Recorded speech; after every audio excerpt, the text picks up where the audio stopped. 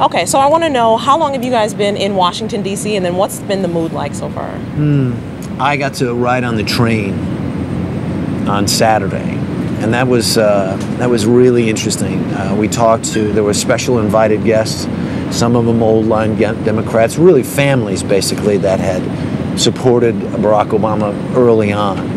And just to be able to talk to these people from all these different walks of life and hear their stories and look out the window and see the faces of folks, who just wanted to be able to say, I saw the train come from Philadelphia down to D.C. It was pretty profound. And having covered politics for so long and having covered inaugurations in the past, this one is a little different.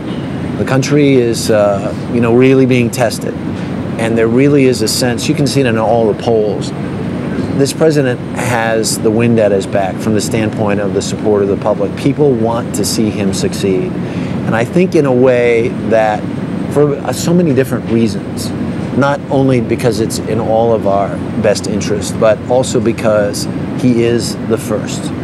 And it is an affirmation of all of us that says, this is what our country can be. So there's a lot of big medicine in the air here. There's a lot to be absorbed. Okay.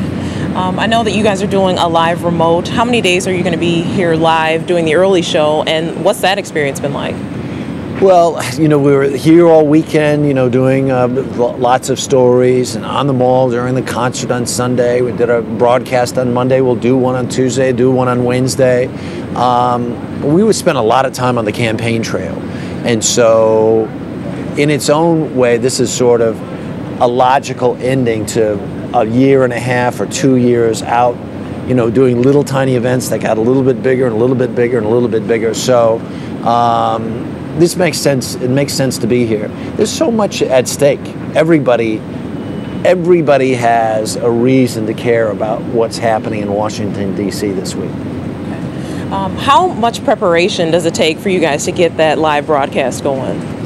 I always say you never stop preparing, right? The show goes on every day, and unless you're paying attention as much time as you possibly can, I get off the air and I go back and I finish reading the papers that I didn't finish reading starting at 5 o'clock in the morning. And I'm on the internet all day, and I'm reading and I'm absorbing. And the way this works best is to be able to internalize all that stuff. You can't cram the night before. You've got to do your homework every day, and that's basically how we do a show like this. Okay. So what's the best part about doing the morning show? I always say it's, you really have this front row seat on so many different kinds of things. You have front row seat, to history.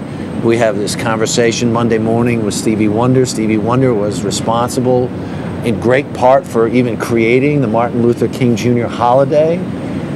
You get to talk to Stevie Wonder. You get to cover an event like this. You get to talk to people from all over the country and hear what their concerns are, hear what their hopes and aspirations are.